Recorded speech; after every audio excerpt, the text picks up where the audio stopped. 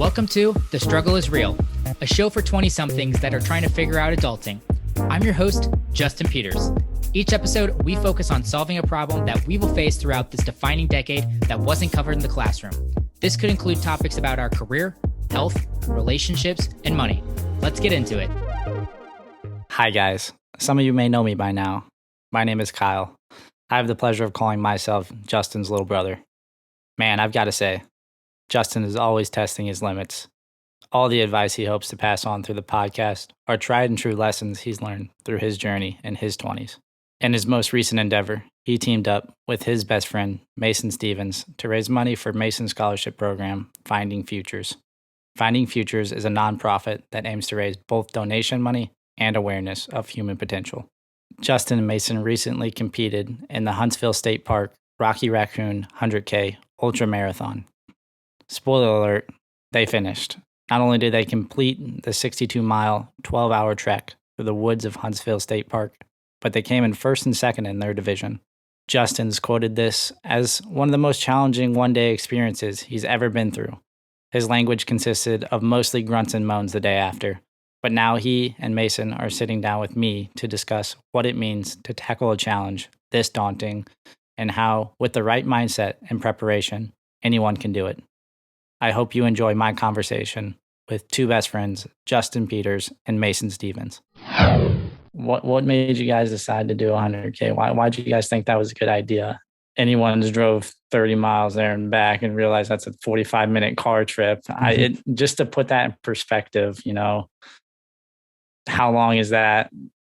There's so many questions I have, but yeah, what was the impetus of, deciding that you guys were going to do this thing? Yeah, I'll start it off and then Mason, I'll hand it over to you. Yes, to put it into even more general perspective, it was a long way, but I think the initial impetus, actually, it's really interesting. I think the reason why it started to develop and or become more concrete or clear as training progressed. But I think initially it was, I signed up because Mason reached out. I wanted to support his organization. We've been talking about doing an ultra endurance event for quite some time. A ultramarathon had been on my radar for a year or two to be something that I could potentially give a go at. And yeah, stars aligned. Mason reached out. We got things done pretty quickly. I think it was from start to finish, maybe a couple days of hey, we should do this, maybe this race. And then I remember you sent a screenshot back to me and you said, cool, I just signed up, or I just bought the ticket for this race. So it's all up to you now. And then I bought mine right after that. I feel like you just need a really strong why on why you're going to do something, especially something this challenging. And to me, it really did seem like the backbone was your guys' friendship and what that meant to you guys. And I feel like Mason's just always roping Justin into different things like that. And it's really cool to see. I mean, Mason, you got anything to say about everything? Definitely. I'll kind of go off of my why, and then I don't know really why I picked ultra, but so I do endurance challenges because I truly feel like you learn something about yourself when you get yourself to that push limit of why am I doing this? You want to quit. And then once you get through it, you unlock a whole nother level to all of your senses. So I've done things since my 23rd birthday. I did a challenge, 24th. I tried the 4x4 times 48 by Goggins before. I biked 245 miles in a day, climbed 30,000 feet in elevation in a day in Washington. And I felt like this was just the next one on the docket. What is another thing that's ultrally insane that is good enough that I ask for fundraising and then also truly learn something about myself. So after the hike, I did in September on my birthday, I went out to Washington and hiked 30,000 feet of the same mountain, just 5 times up and back. I knew I wanted to do a running event next and wasn't exactly sure. I've heard of the Hoka or the Rocky Raccoon Hoka 100K before. And I was that would be the one. Running 62 miles would be insane. And I've never ran a half marathon or a marathon or anything before. So it'd be something that I could just truly learn about myself, test that discipline to another level, which is kind of what drove me to the ultra. And then I know Justin, it was on his radar for a while, reached out to him and was hey man, you want to do this with me? And you're just like, fuck yeah, bro, like, let's go. And then signed up. And I think the biggest thing is putting a date on something. Like if you want to do something, you have to like write it down, put it into paper, buy the ticket. And that's what it was for me. Yes, that's very much the same for me as well. As soon as I honestly make a monetary commitment to something as well, I feel like I'm pretty locked in. So spending $200 on a race ticket to go, it's just crazy to think that we spent $200 to go suffer for 12 hours, but the experience was incredible. So I know you'll probably ask a little bit more about that, Kyle. But yeah, I'm the same way. It's just getting a date on the calendar and committing through any mean or avenue that you can is a really great through line. Yeah, and that date came really fast for you, didn't it? I remember you saying like, yeah, Mason reached out and I wish I would have had more time to train, but you guys got it done. That's really impressive. So in terms of what that looked like, you say just put a date on it, but there's a lot of preparation that goes into something like running an ultra marathon. So how did you guys prepare for that? What did the training look like day to day? I remember you saying something along the lines of your longest run every week was over a marathon at some point. I mean, that's a crazy feat in of itself. I think Mason and I lined up pretty well in terms of our training schedule. We were relatively about the same thing. I have been working on this goal to run at least 2 miles minimum for 365 days straight. So I wanted to continue that. So I was running 7 days a week and I knew I was going to run at least 2 miles every day. Whenever I started training, so we had 17 weeks between signing up and the race itself, which yes, in terms of like training for an ultra marathon and getting to where we needed to, in the long run, probably a little bit short of what I wanted. But at the same time, like these are one of those things that it could have been just as disastrous trying to over prepare than under prepare for something. So I actually felt like the timeline was just enough for me to feel like I was pretty well trained, but also not too long where I was getting burnt out or I was overthinking what race day was going to be like. So I started at 15 miles a week, running 2 miles a day. And then I was going to build up to 60 miles a week. And then the only other, I would say, consistency in my training was my long run day. So I started with 2 miles and I built up to 26.2 because yes, I wanted to say that I did a marathon for my actual training, that I thought that was going to be badass. So I, every single week, added 3 miles on and added 2 miles on to my long run. So week number 2, I was doing 18 miles with a 4 mile long run. Week number 3, I was doing 21 miles with a 6 mile long run. And I built that up until my last week was 60 miles with a 26.2 long run. Yeah, and I'll kind of piggyback off of that too. So 17 weeks, I thought that was like a good timeline because normally I like to go straight from challenge to challenge. So, I ended my hike in September and I always want to have that next one booked. So I never get like lackadaisical about anything. But I was kind of the opposite. I didn't come off of like some running conditioning. I came off of like a heavy bulk and like lifting phase. So when I started training, I was weighed like 195. And I started my first week at 20 miles and I thought I bit off more than I could chew. My first week, my long run was 6 miles and I was going like 9 minutes, a little over 9-minute pace. And I was just like, holy cow, like I feel fat. Which of course, no, that's not like fat weight, but I was just thick for my frame to start running a lot. But the training that I did 2 weeks at the same, and then I would jump up 5 miles. So week 1 and 2, I was at 20, week 2 or 3 and 4, I was at 25. And then I also like kind of progressed my long runs based off feeling. So I didn't run like on a schedule. And I got this from, what's her name? This ultra marathoner that she's absolutely Courtney Dwight or something. I feel bad for butchering it. But she just runs completely based off of feel. Which is like what I do. I never check pace. Like I never do anything like that. I just run my schedule for the week. Like, all right, this is how many miles I gotta get for the week. Like, let's knock it off each day. But I would always make like a double long run because I'd talk to a lot of people about training and they're like, that's the biggest thing you need to train for an ultra is to go back-to-back long runs. So eventually like I only ended up getting to like 50 miles a week. And again, I did my longest run on New Year's Eve. I wanted to be the first person ever to run a marathon in 2022. So I started at 10 p.m. and finished at like 4:15, 4:30. Had a bunch of coworkers come out and do it with me too. But that was my longest one, just to say like I finally ran a marathon in my training for it. You think you were the first one to finish a marathon at the start of the new year? Yeah, I do. I bet you there's some guy out there that started at midnight that was done by 3 a.m. I still beat him though. Still beat him though. I'm going to hold that tally until somebody rebuttals me, but everyone's like, yeah, just own it. Just own it. I'm like, okay. And I did majority of it in after midnight because I was pacing a buddy to run his first ever half marathon. Which was a lot of fun, not a runner. So it was really cool. I was just like chatting, trying to distract him. We started counting. He came up with this method. We were counting multiples of 3. So we got to like 300.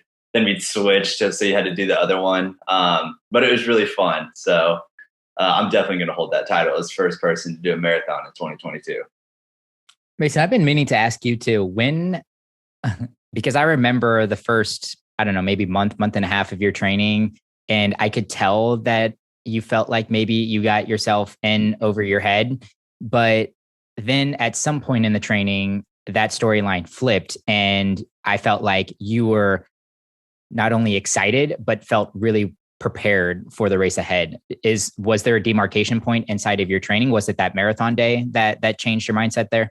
No, it was before that. I think so. Every challenge that I do, I come up with a mantra. It's kind of like just self-inspiration. I say it when I'm like down in the dumps, whatever. And for this one, Justin and I both started it as I love running. So anytime we did a long run, we would go back and forth and just say, I love running. I'd say around like week 6, once I was at like 35 miles a week, I kind of changed it into this like steel cage mindset. And I feel like this is a thing that prepared me more than honestly running did. I got so over involved and obsessive with this steel cage quote that anytime I was just like, oh, I don't want to run, or it's freezing cold, or I'm getting tired, or any type of negative thought would come into my head, I would just say steel cage. And to me, what that means is my head is completely locked in. No external negative thoughts can influence me. I have a purpose. I'm going to go one step after another, and I'm going to attack the task on hand.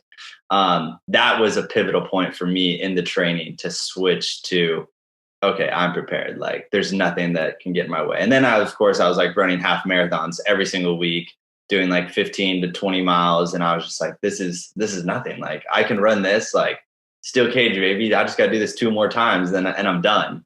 So it's really just avoiding and resisting negative thoughts. Those little, for me, I call them the bitch thoughts. That are just no, it's okay to be comfortable. It's okay to cut your miles today. It's okay to do this. That was the pivotal point for me that I feel propelled my preparation significantly. I do want to talk about that quitting voice, that thing that comes in and you feel like you have, a reason, an excuse, and all your brain is telling you is, please take this. And the pain and everything like that. So I guess, Mason, you've kind of gone over, you have that David Goggin style approach where you're just no, this shall pass. I will keep moving on. What does that look like for you, Justin?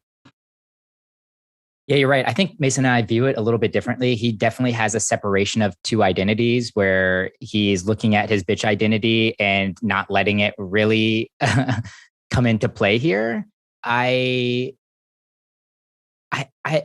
a really curious question for me. I think just through a bunch of training, I developed that muscle a little bit. I'll be honest, the ultramarathon was really tough. Miles 40 to 52-ish for me was quite a struggle where those thoughts were starting to creep in way more often than I was capable of shutting them out.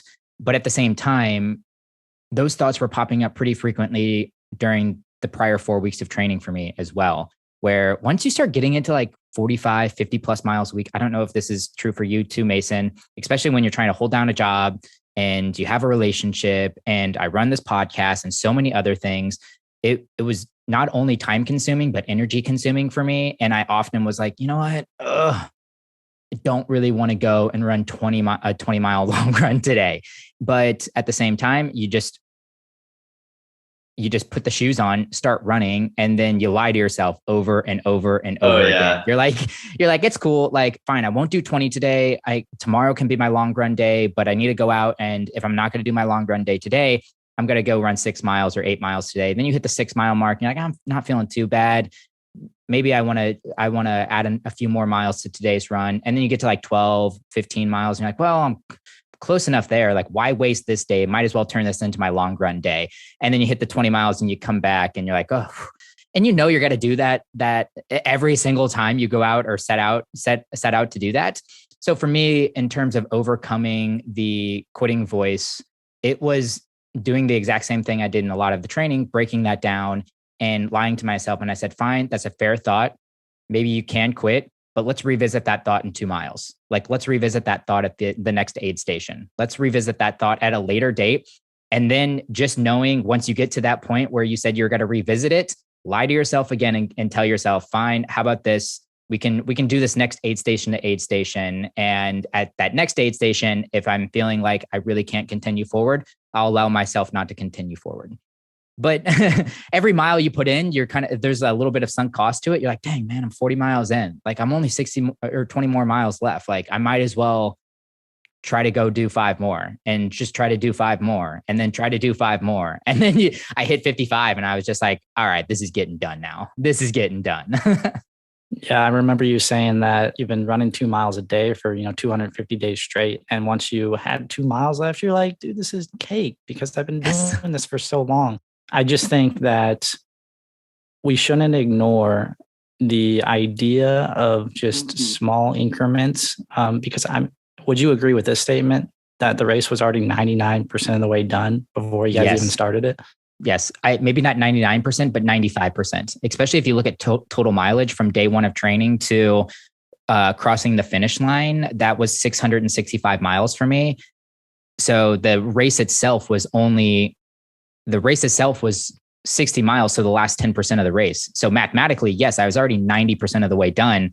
And there was definitely, when you zoom out and look at it, not from just a 1-day lens, but from that 4-month lens of training, I was like, I only have 1 more day of this entire accomplishment. Like, I might as well continue forward or push forward on this 1 day. So yes, I think that's actually a really astute thought.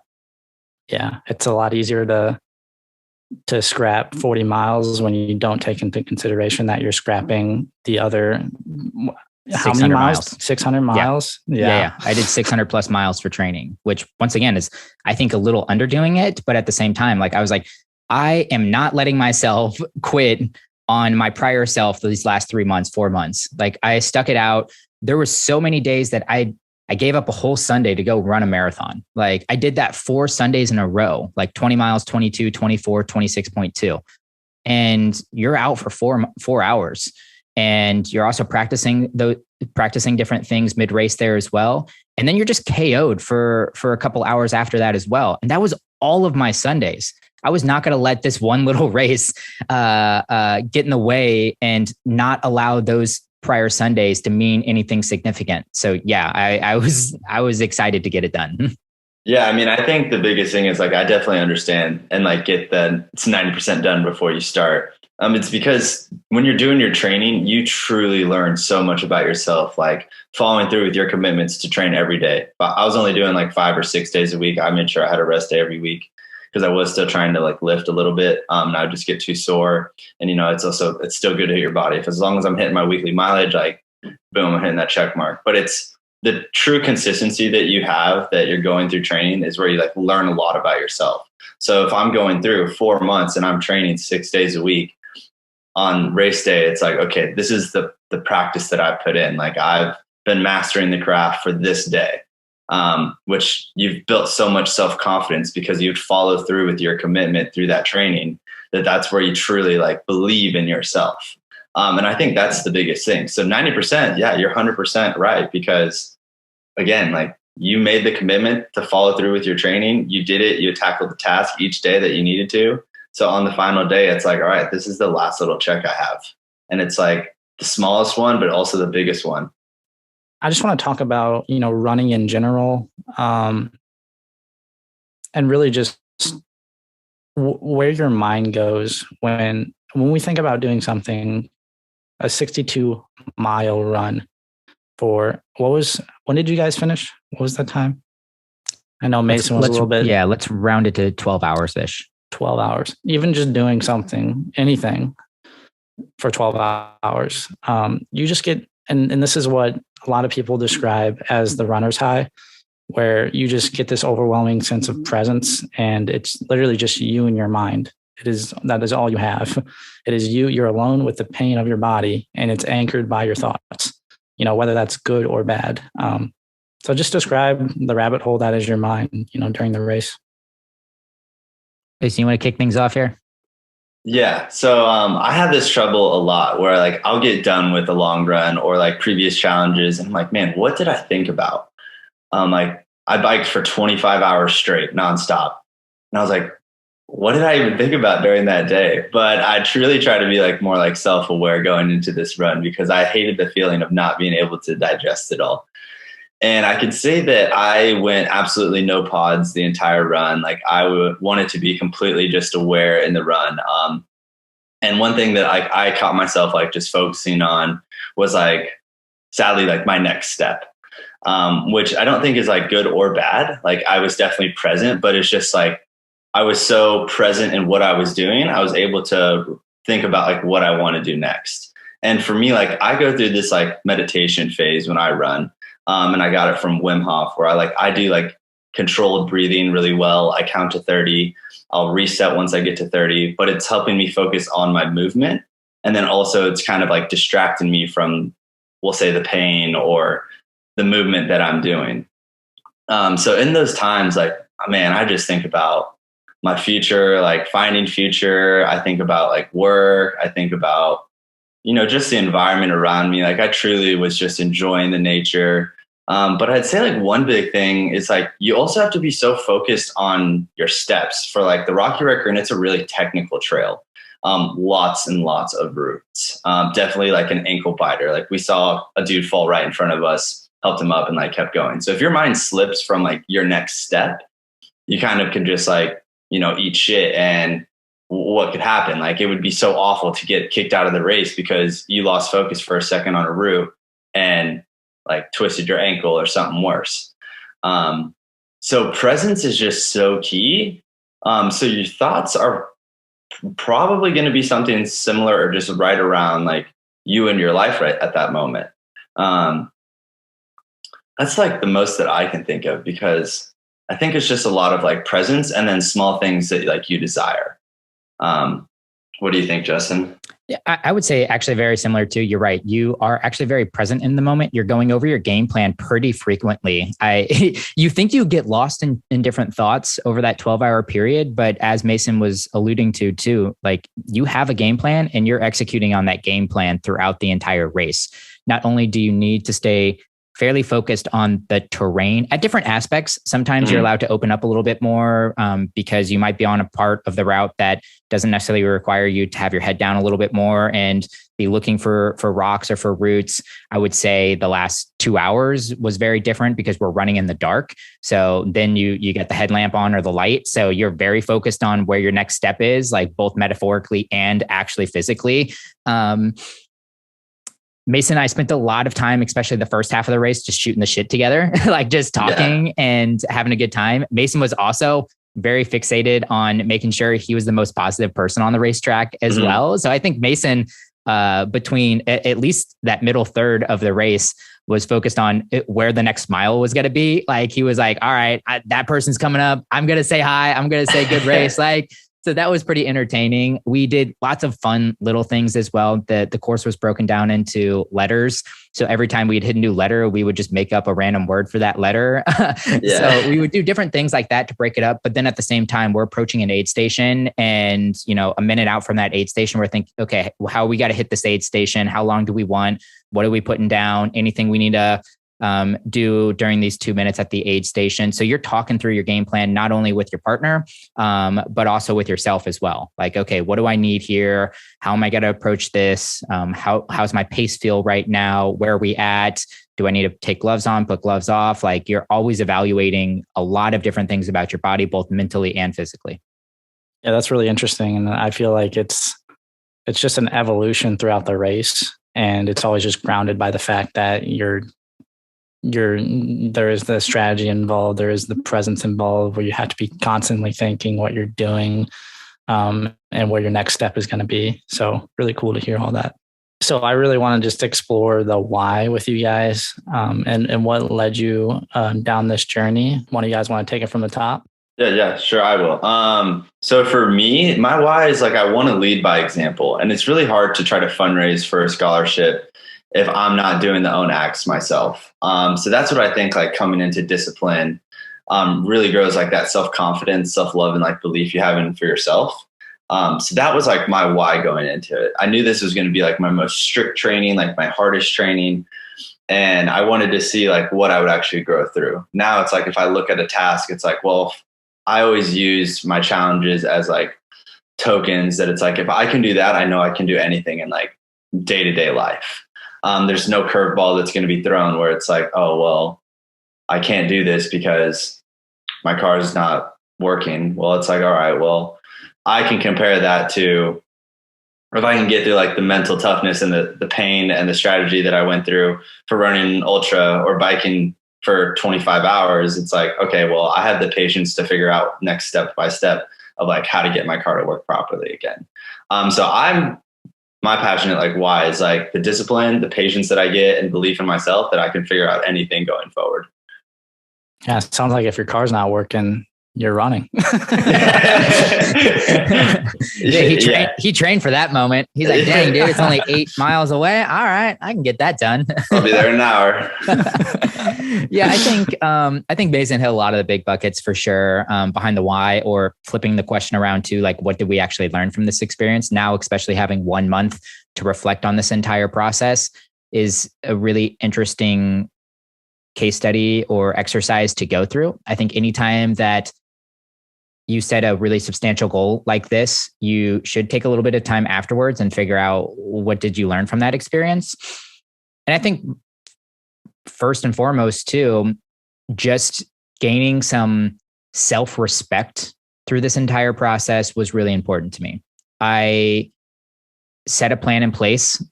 I charted out what 17 weeks of training would look like, and imagined finishing the finish line, and then worked backwards from there. And I didn't waver from any of that training. And that was really cool to be like, all right, I do want to run an ultramarathon, and this is what I need to do in order to accomplish that. And then that's the easy part to it. The hard part is after 4 or 5 weeks of that initial lust of setting that goal or that intention, the hard part starts to creep in, like training dialed up a notch, and the monotony was definitely present and there, but you continue to push through it. And I feel like many people can accomplish whatever they really want to accomplish if they set a plan in place for it, and then just don't really waver from that ultimate goal. Like if you need to reset or take a step back and readjust how you might potentially get there, cool. But then don't unwaver from like the actual ultimate piece to what you're trying to do, which is accomplish this ultramarathon on February 6th. And what does that look like? That means starting on the finish line and ending on the finish line. And yeah, I just thought it was super interesting. And I gained a lot of respect for myself, not only just for actually doing the race itself, but accomplishing and following through with every single training that I set out as well. And I can take that same concept and apply it into so many other things that I'm trying to get done as well.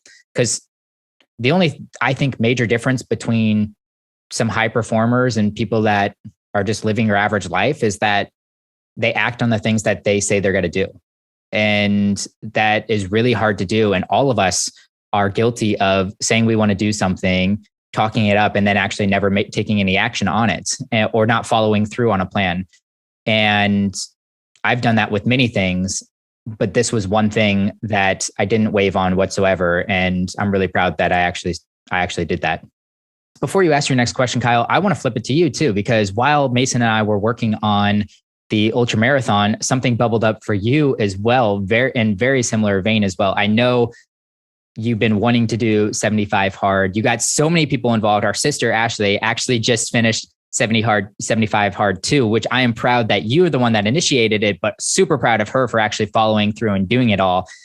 You're working on it as well. Why don't you tell us a little bit about that experience? Because it seems like, I'm guessing it's very similar, where this isn't something that you can decide you want to do tomorrow and then go and do it. And there isn't this like satisfaction of like the long game that you have to play here. 75 hard is 75 days of a list of things that you have to do. Some of them include doing 2 45-minute workouts a day, reading 10 pages a day, I think, or having some kind of reading practice, following some kind of diet that you set out, and having some kind of water consumption, drinking goal set in mind as well. So what I was just saying, does any of that resonate with what you were getting through this experience with 75 hard? Yeah, when it boils down to it, I think the point that we're getting at is, when it comes to setting a goal, all these feelings and all the progress and everything that goes into it, it's so universal. It is so universal that, and you made a really, really good point about just showing up and what that can do to your psyche and your well-being. I just, if anyone's, struggling out there or thinking that they're living in an average life or just not good, pick something small and then stick to it, because man, that is powerful. It is so powerful.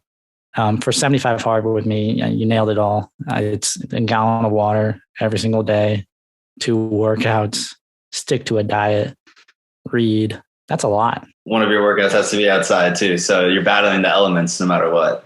And there's a cold shower involved. There's a whole lot of different things. And when I set out to it, I had to make some negotiations with myself and really craft in a way that I'm like, okay, this is what is attainable for me on a day-to-day basis. And you're right. It took me months before I even did the thing, because I was just so wrapped up in the lust of it all and telling everybody that I was going to go do it. And, and it took me, I reached out to like 5-10 people, and I got 4 people on board. And yeah, our sister Ashley, she started a little bit before we did. I think she had some kind of wedding or something that she wanted to have it all done by. And then we started on January 1st. Really cool. And you're totally right. What day are you on right now? What day am I on? I think this is 63. Let's go. Get it. I honestly haven't even been thinking of what day it is. I'm just like, it's coming around the corner. And like, now that I'm like, 2 weeks off, less than 2 weeks off, then I can just think and like, be like, okay, this is getting real. Like I'm towards the end of it and everything. But yeah, you're totally right about, I think 3 weeks in was the point where I was like, man, this is getting monotonous. This is boring. This isn't like, I thought I was going to be feeling good every single day after doing this. And it was just about showing up, and I had to negotiate with myself a little bit. I've even failed the challenge multiple times. But then I realized that it wasn't this idea of striving for perfection that was going to get me the results in the long run. It was more so about never quitting and just showing up. And now I have, the floor is elevated in terms of, what my non-negotiable is. And it's very sustainable. Like, I honestly think I'll be doing the same things even after the challenge is over, to the point where I'm like, okay, you know what? I could totally do all those things, including the cold shower for 75 days straight. I'm just going to give this a go and start fresh here. And I do too. Honestly, I'm thinking for my New Year's goal, I said I wanted to do 75 hard to completion. And now I'm just putting it out there that maybe I will by the end of the year. But yeah, you'll just have to restart day one if you don't get it all done. I haven't reset the time on anything like that. But even I'm doing so much now as compared to what I was doing before. And I can still see the results. And some days I beat myself up because I'm like, well, I missed that second workout. But just when I think back at it, I'm just like, okay, just look at where I'm at now though, as compared to where I was 3 months ago. So yeah, it's a really cool concept of, just setting a goal, and then just letting the power of habit formation take place, and just seeing how that builds on itself, and how you'll never regress and go back into, you're just a new person. And I think that's where the happiness comes from. You're just you're proud of yourself. There's a lot of pride involved in that. So I would agree. Yeah, and awesome. you brought up so many interesting threads that we could definitely explore. I think one in particular is, for me, I love, as much as I love big, audacious goals like doing an ultra marathon, I also really love consistency goals, which is why I've been trying to do the 2 miles for a year straight. And I had to stop it again. Dude, our bodies were wrecked after the ultra marathon. I was hoping that I could continue it, but also in the back of my head, knowing that if I needed to give myself a day, I'd give myself a day. So I ran into, I don't know, somewhere around like 258, I think was race day, and then gave myself a week after that of recovering my body, because it was more so just not even sore. There were parts of my legs that were not good, like not in great shape. And I've done, my record prior to that was like somewhere in like the 160 to 180 range. I can't really remember. And this will just be another goal that I'm back at it again. I'm on day, I don't know, 20 right now or something. And it's just like you, it's just back ahead right now. It's just going to take me months and months and months to get back to where I am. But yeah, I love the consistency goals. And the fact that, like, even if you have one day off too, like you have one bad day, if you accomplished your goal, even 5 out of 6 days of the week, or 6 out of 7 days of the week, you're still batting like 83% or something, which is just absolutely ridiculous, especially if you're coming off of doing this 0 out of 7 days of the week. So like, for an example, last year I ran, or the year prior, I didn't count my stats for last year, but the year prior I ran 340 of the 365 days. Sure, I didn't run 365 days in a row, but I freaking ran like almost every day. Like, I can consider myself a runner. So I love consistency goals as well, because they will stack. And like, Mason's very much into consistency as well. Like, even the habit of reading, like rather than like doing this audacious goal of like reading 100 books or whatever, if you just focused on reading 10 pages or 1 page a day, some days you'll end up reading more, but you'll see that consistency of reading a couple pages a day start stacking on itself. And then all of a sudden, like, you find yourself a year or 2 years later, and you're like saying words that you didn't realize you knew, or concepts are flowing out that were complicated and before you started reading. Like, it's really hard for me in the present moment to be locked in on professional development, because you don't necessarily see the instantaneous results like right there in front of you. But when you take it out from a larger lens, like now doing this podcast for 2 years, all the knowledge that I've realized I've absorbed, and even how I've developed over a host over those 2 years, episode to episode, I didn't necessarily see it, but going from episode 1 to episode 25 and 25 to 50, the margin of improvement is, I think, like a little addicting in that sense. And that's the little things that I was doing each and every day, not one monumental thing that I've done in between some of those episodes.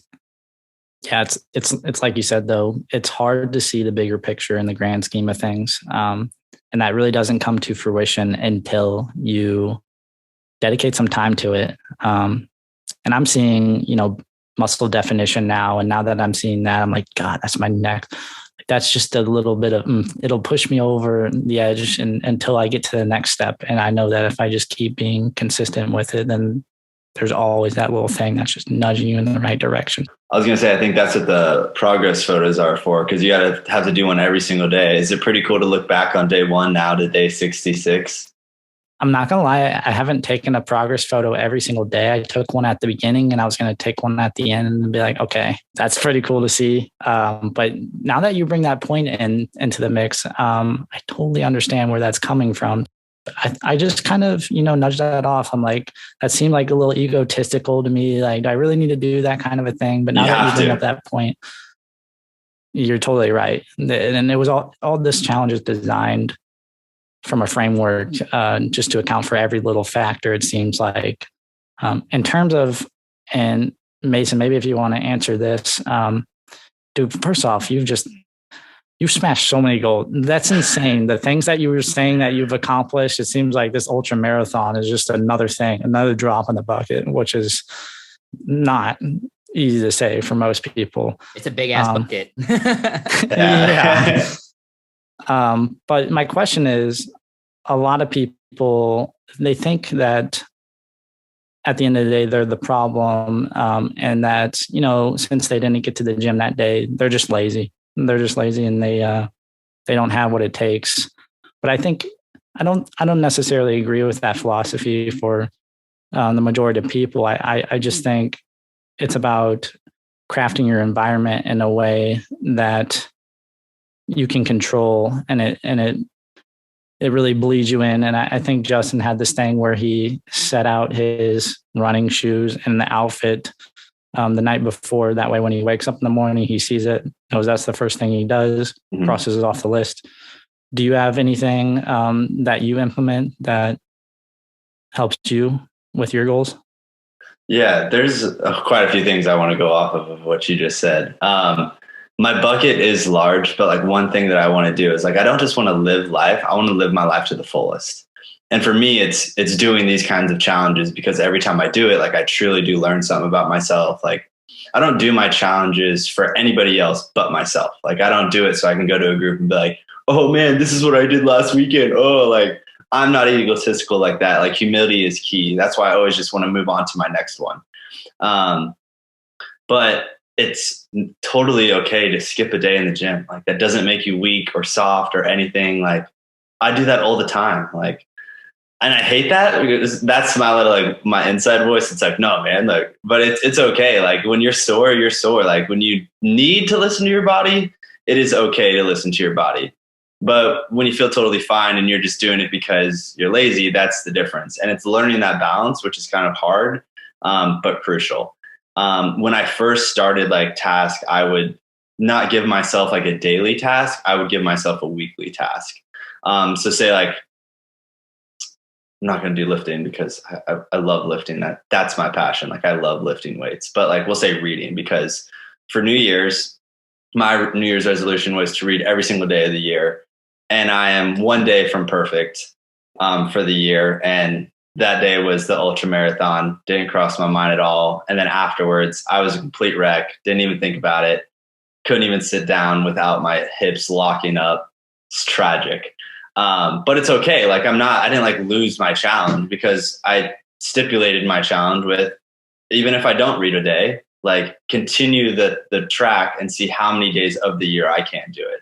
So kind of like how Justin goes and like how you're explaining to Senator Hard, like you just re-continue. Like I didn't end it and be like, oh, well, I didn't get to start again next year. It's okay. I'm going to continue to see how many days of the year I can read every single day.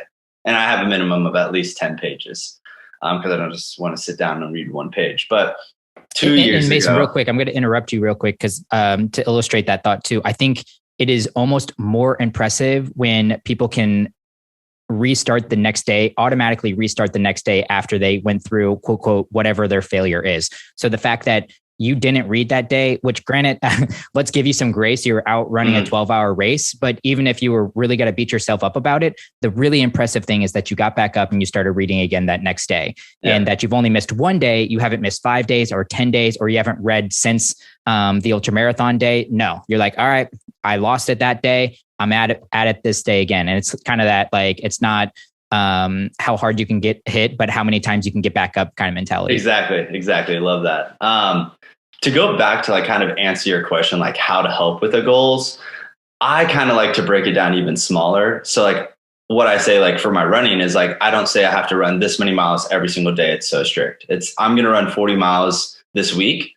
let's break it up however I want, however I'm feeling that day. So a couple of years ago, when I like really wanted to start reading more, I think this was in like 2018, I studied abroad, and like I wanted to start reading a lot more. I would give myself an hour for the week, we'll say. So I could break it up into 10 minutes a day, 30 minutes one day. I'm already at 45. So I only have 15 minutes left, and I still have 5 days. Or I would just do 5 minutes a day. When you pick up a book, you're normally going to start doing it. It's kind of like what Justin does when he puts his shoes out. As long as you put your shoes on, you're going to do another step. Breaking it down into like smaller increments, I think, is just where you start building that self-confidence. And like, again, that self-belief is so important that like once you're following through with your action, that's where you can like make your goals bigger and bigger and bigger, or like more harder and tedious, challenging.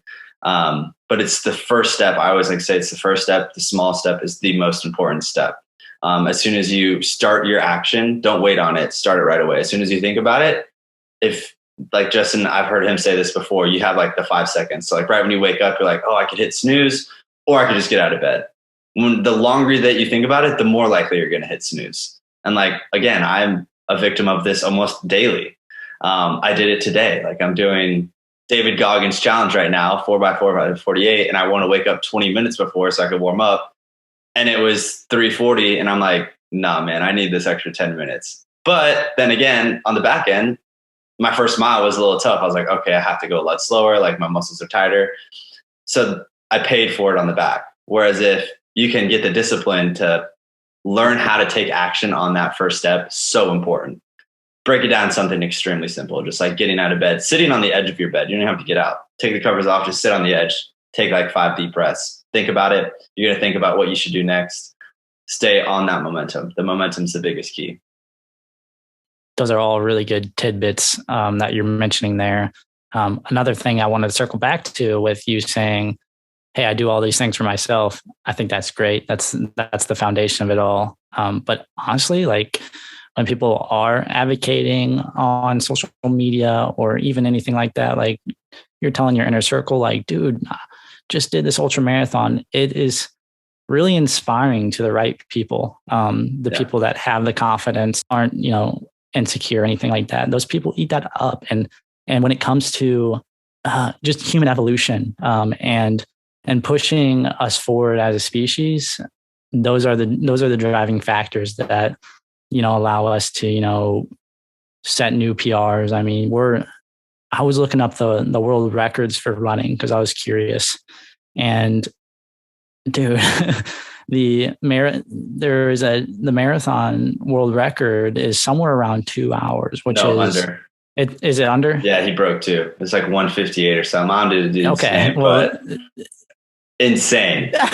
Insane. Dude, just to put that in perspective, for our listeners out there, go to the track, run a lap around the track as fast as you can, and then put that in perspective of extrapolating out to a marathon and see if you can even beat that pace, because it's just crazy. And I think, the reason why we're able to accomplish so much in this day and age in this world is because we're all driving ourselves, pushing each other into the next little bit of whatever we can accomplish. And without advocating and socializing our goals, I just think we wouldn't be as far as what we are. So yeah, and I truly do see that trickle down effect. It's really cool that you're doing something of hard. I work at First Form, which Andy Frisella owns, so he's my boss. But the environment that you talked about earlier, like it is so immaculate. I have seen my trickle down effect of this ultra marathon go to probably like 4 or 5 coworkers who have done like a month running challenge. I actually have a buddy I'm gonna give him a quick shout out. His name's Jack, one of my managers. He's running a marathon today, just like off the whim. He's like, dude, I really want to push my mental like limits. Another coworker named Derek, he's like, man, I really want to grow like my mental strength. He thought of the thing that he hates to do the most, and that's running. So he signed up for a marathon this summer. And then another buddy just talked to me about like how to rewire his brain a little bit. So it's really cool. Like I can see the trickle down effect. And like I do that for me, but it's amazing to see the rewards that come off of it. It's like counting my dividends. And that also inspires me to try to just go bigger and better every time I can, because I do see the impact. And like the people that I awarded with scholarships last year are probably some of my biggest fans. And seeing them want to do things like that too is just like truly like warming to the heart. So let's talk about this nonprofit that you have set up. What is that? Yeah. So on my 23rd birthday is when I did my first challenge. And I was living in Thailand. I did a 23 years young birthday challenge in the gym. And it consisted of running and biking 23 miles, half and half. I swam 23 laps in the pool. I did 2,300 ab workouts, 23 muscle ups. I lifted 23 imperial tons, sat in an ice room for 23 minutes, read 23 pages. I did 10, rode 230 calories.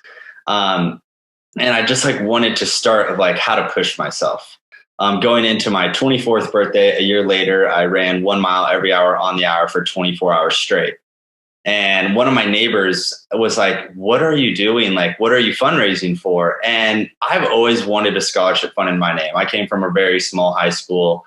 I was a military kid, moved around a lot, and just graduated in like the most humble of like hometown vibes in like central Missouri. Some random family that didn't know me gave me a couple $1,000 scholarship. And it was just really touching that someone that you don't know believes in you just based off like what you wrote on a piece of paper and an interview. So I wanted to pass it forward. So on my 24th birthday, I like made the commitment to start it the following year. So that next couple months, like I worked with Justin and Gabby, his amazing girlfriend, who is the queen of pretty much everything. She helped me develop a website and everything. And that's when I decided to do the Katy Trail. It's a trail that goes from pretty much Kansas City all the way back to St. Louis. And that was going to be like my first big fundraiser. And I fundraised a little over $3,000, like $3,200. The whole purpose of Finding Future is because I want to put myself through these things so that I can learn from these things. And I can't tell somebody how to make a commitment to themselves and follow through and grow that self-love and confidence that they have in themselves if I'm not living by that code. So that's what the challenges are for. The mission behind it is to help inspire people pushing their additional education to continue learning about themselves and be able to give back. So the scholarship goes live pretty much every September. Like applications go live on my website, and I kind of like decide around like my next birthday challenge. This year it will be 100 miler. You guys could hear it first. Let's go. And then it's a written application online, and then I do phone interviews with everyone. And then I kind of have like a little score system based on like who to reward it to. It's really just wanting to pass it forward of like how to help people believe in themselves. And I think how to help find your future. Again, as someone who doesn't exactly know what I want to do, but I know what I'm passionate about. I know what I love, and I know like the direction that I want to go. I think it's just a great tool. And it's something that just like, it really warms my heart being able to not just give somebody money, but like help them in what's going on in their life. We're all trying to go through the same world right now. And any help of somebody that's just supportive, financial, or just there for a smile, it makes the world. Like being kind is truly the difference that makes people feel better and like continue to push forward. So I could go on about Finding a Future for just ever, but that's the small, large synopsis of what I'm trying to do. That's really heartwarming. Just hearing you stake your body for all these goals and young people's lives. That's really inspiring. And I was going to ask you like, what's next for you, but you're already doing this 4x48 right now. And you got the 100-mile lined up. So I have three things I'm doing right. So right now I'm doing David Goggins 4x4x48 challenge. And I am doing like a small fundraiser for that. It's just through Instagram right now. I'm just posting and on my Facebook. I have a half marathon booked next weekend here in St. Louis. It's the St. Patty's half marathon. It's around Creve Coeur Park. I'm trying to do under an hour and a half, which is like 7-minute pace. It's like 6:58 pace. And then I'm doing the St. Louis Go in March for a marathon. And I'm trying to go sub 3 hours with a buddy, which would be great. I would be happy with anything under 3:20. But he's going for sub 3, and I know Steel Cage will come out and be like, all right, let's go, bud. And that could be potential qualifying for Boston. Not concerned about that. It's really just wanting to push myself. I also am booking a half Ironman for the summer. And I'm looking to do that around like June or July. And then in September, I'm looking to do a 100-miler. So those are the next things that I have lined up. And are any of those going to be linked to your fundraiser? Yeah, all of them. So yeah, all of them. I'll tie it into it. I'm also going to try to start like hosting local events. You'll come out and support. I know you will. With like some bars, just to see if they will do some things, some local gyms. And I'm also going to start organizing a weekly run, just to bring like-minded people together, and just collaborate. But yeah, everything I do is revolved around finding future. I'll tell you what, I'm going to go ahead and pledge $50 to the fundraiser if you hit under that you said that 3-hour marathon. Yeah. Run. I'm going to go ahead and do that if you hit that. What about the hour and a half marathon next week? It's the same pace. Regardless, I'll donate $25. Okay. I like that. Thank you. I know it's not much, but no, dude, that is a lot. That means the world. Truly, I don't care if it's $1. Like if everyone would give me $1 or just share the post that I put out, like that's what means the world to me. It's not that I need money so I could give the money back. I don't keep anything for myself. Like I normally am losing money every single trip.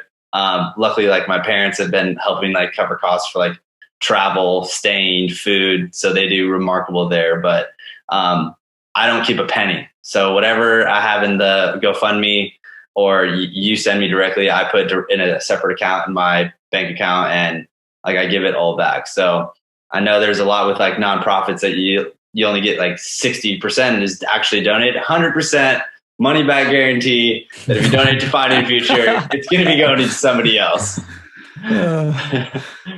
That's hilarious. So I guess we're going to need to be wrapping this up pretty shortly. Justin, you got any closing thoughts?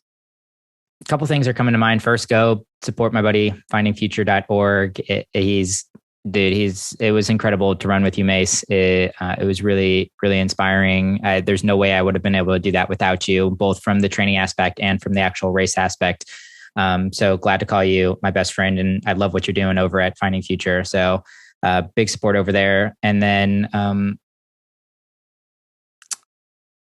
just if you're listening to this and you're looking at an ultramarathon, 100K, 62 miles, and you're like, wow, I could never do something like that, or my goals are insignificant compared to that, I just caution people to compare yourself to anybody else's goals. If you want to go out and run a 5K, go for it. Like that's super impressive. If there's so many, the only preface that I put, or the only thing that I'm really trying to push a lot of people towards doing is becoming a better version than their yesterday self. So if you're working towards some kind of goal, regardless of how small or large it is, and you're excited about it personally, and it's making you a better person, however you define better, then more power to you. And I just think this experience taught me a lot, but I also didn't want to put this up on a pedestal as something that I think everybody should strive for. I think everyone should define their own goals and just be working towards something. And they don't always have to be working towards something like my man Mason over here, that's always got something in his back pocket that he's working towards. But consider in some kind of routine cadence, putting some kind of disruptive event or goal on your radar and really pushing towards it. I think 75 hard in any variation would be a really good starting place for somebody to just build some foundation blocks, even if you need to revise some of the things. Maybe you can't commit to 2 45-minute workouts, but can you commit to 2 5-minute workouts a day? Or maybe you don't want to take the progress picture, but can you stare at yourself in the mirror for 15 seconds and just appreciate your body and the development that you've made on your body? Awesome. So yeah, I just hope this inspires somebody in whatever capacity that means. And yeah, it's been an absolute blast doing this with you, Mace. We're going to have to put something else on the calendar. I always love working towards something. And then honestly, big shout out to Kyle too. It's I know I talk about this on so many podcasts that I come on, but of course, I do so many things for my own personal self, but the only other person that I typically think about whenever I'm working on some of these big goals or the podcast itself is you. And I hope to inspire you. And of course, if I inspire other people in the making, awesome. But yeah, I'm just trying to make sure that you're excited about what's going on in your life and hopefully passing some of that through some of the own accomplishments that I made. Can I add one more thing too, real quick? Yeah. I just want to piggyback off that. Don't compare yourself to other people. Be so proud of who you are. You're an amazing, unique person. Love yourself. Decide something that you want to do that's a little bit different and just make the small commitment, 2 to 5 minutes a day, 1 hour throughout the week. Don't compare yourself to someone who's crazy and has loose screws like myself. Like, you're amazing. You can do it. Believe in yourself. Take a deep breath in those hard moments and just know that the next day is going to come and we're all going to be okay. Be kind. Really powerful words there, guys. You both inspire me so much to be just a better man, better everything. Yeah, set your threshold, guys. Set your threshold, define your non-negotiables, and build on it, because you will be surprised where you end up a year from now, 2 years from now, 10 years from now. Awesome. Once again, huge shout out to my boy Mason. If you want to hear more of him, go check out episode number 1. He was actually my first guest on The Struggle is Real. Back at that time, it was called The Sandbox, so it might feel or look a little bit different. But if you want to go hear some more of his thoughts, episode 1, and then Kyle's right behind there, episode 2, I believe, maybe episode 3. Can't quite remember, but we'll drop links out. You got to scroll all the way down to the bottom for him, but hopefully you're hearing more of his voice here in the future, as well as I'm trying to get him a little bit more involved. So thanks again, everybody, for tuning in. And of course, thanks for the 2 people on the line with me. You guys are my rocks. So thanks, guys. Yeah, thank you so much. Hey, everybody. Thanks for listening. If you like this conversation today, be sure to subscribe so you'll be notified about new episodes. If you want to connect with me, send me a message on Instagram. I'm at Justin Lee Peters. You can find show notes with links to everything we discussed today at justinpeters.co. This episode was produced by Gabby Dimeke. I'm your host, Justin Peters. Thanks for tuning in.